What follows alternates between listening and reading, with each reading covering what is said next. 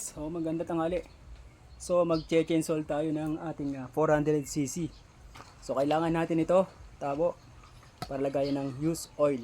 And then ito para makalas natin ano. Yan guys. So let's guys, samahan niyo ako sa aking pag-chainsaw para makabiyahe tayo ng maayos. Guys.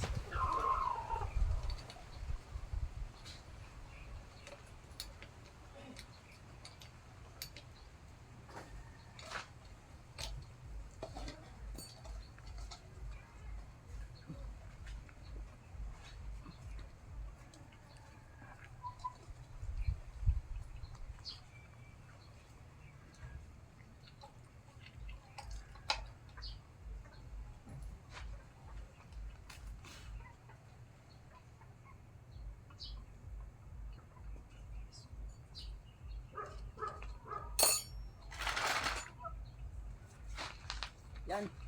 So guys, so grabe yung ating langis, no? So almost tumakbo siya ng 2,000, baka hindi lang.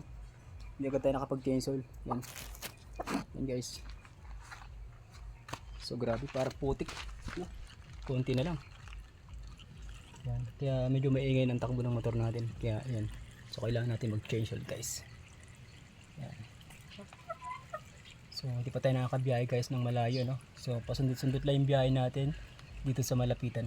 Pero guys, sa araw na ito makakabiyahe tayo ng maayos. So guys, follow, comment, like, and share para mas marami pa tayong videos na magawa. So abangan yung aking pagbibiyahe di sa tomorrow, ano. Yan.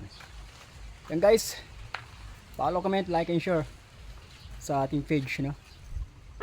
Pa-support lang guys sa ating mga videos. Okay, thank you guys.